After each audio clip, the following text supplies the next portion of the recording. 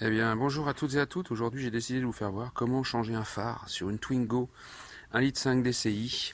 Voilà, vous voyez, le phare est plein d'humidité en fait, donc il est plus étanche. Donc, j'ai décidé de le changer.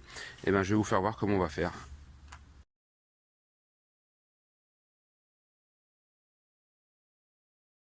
Donc, on va retirer dans un premier temps la vis qui se trouve ici, de chaque côté, parce qu'il va falloir déposer le pare-choc.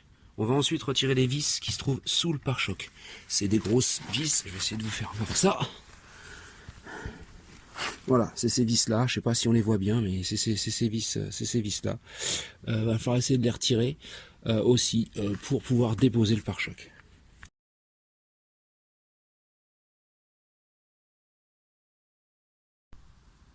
Alors, ensuite vous avez des vis qui se trouvent au-dessus du pare-choc. Celle-ci, celle-ci, celle-ci et celle-ci. Voilà. C'est des embouts Torx, hein, il suffit juste de les desserrer pour les enlever.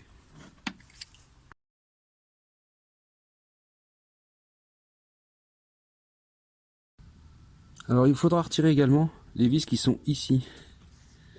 Voilà, c'est du Torx aussi, hein, c'est des petites vis de Torx pour désolariser le garde, pour enlever le garde-boue par rapport au garde-boue en fait. Il va falloir enlever le pare-choc du garde-boue pour pouvoir le tirer.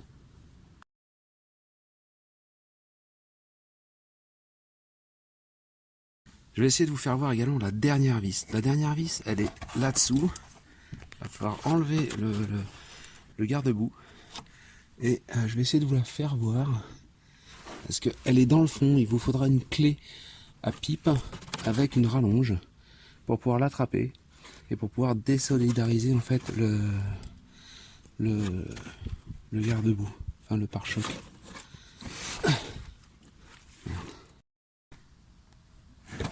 Donc là, il va falloir soulever le garde-boue et vous allez avoir la dernière vis à enlever qui se trouve ici, hein, tout en haut. Je vais essayer de vous la faire voir. Je sais pas si on peut la voir, mais voilà, celle-là qui est là, celle-là qui est là. En fait, c'est ça qui va vous permettre de basculer le pare-choc. Il faut avoir une clé à 10, c'est une clé de 10, mais avec une rallonge aussi. Alors faites bien attention parce que quand vous avez déposé la première que je vous ai fait voir, c'est-à-dire celle-ci, voilà, vous en avez une qui est juste à côté, qu'on voit à peine, qui est ici, là, qui est au bout de mon doigt, mais je vais pas réussir à vous la faire voir, qui est juste là. Il faut la dévisser aussi. Voilà, il y en a deux à dévisser.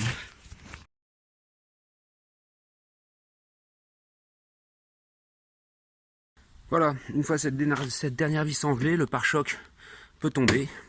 Vous le laissez comme ça, hein, vous n'avez pas besoin de tout défaire de l'autre côté, hein. Vous avez accès aux vis pour défaire le phare, donc il n'y a pas de problème comme ça. Alors, pour retirer le phare, on va d'abord retirer les ampoules, hein. Donc vous enlevez les caches et enfin sans enlever les ampoules, vous allez enlever les connectiques du phare, bien évidemment. Voilà, donc vous avez 4 connectiques. Vous avez cette connectique là, c'est la connectique pour le moteur. Ensuite vous avez les connectiques des phares à enlever, donc, et le connectique du clignotant. Donc 4 connectiques à retirer. Les connectiques étant retirées, on va pouvoir retirer le phare. Donc pour retirer le phare, vous avez une vis ici, une autre vis ici, une vis qui est ici, et une vis ici. Voilà, vous avez 4 vis à retirer.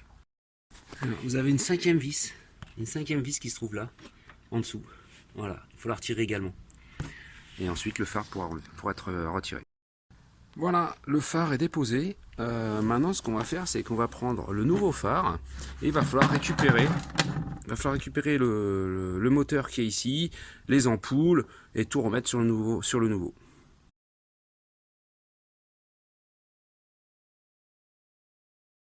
Alors donc, pour enlever le moteur de réglage, il va falloir ici soulever un petit peu et tourner ensuite ce module vers la gauche, comme ça, anti-horaire.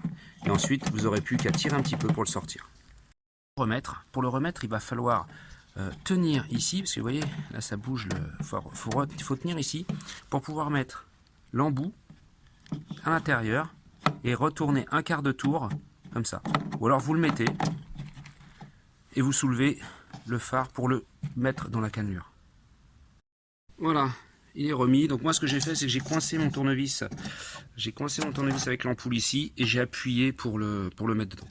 Voilà, bah écoutez, le moteur il est remis, le clignotant c'est remis, l'ampoule elle est remise. Il n'y a plus qu'à remonter le nouveau phare.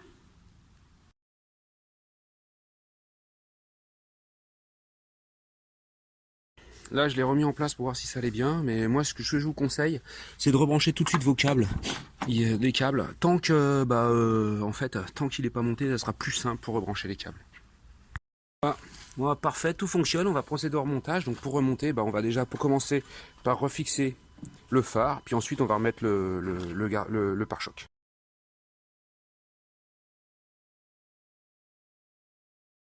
Voilà, le phare est remonté. On va pouvoir remonter le pare-choc.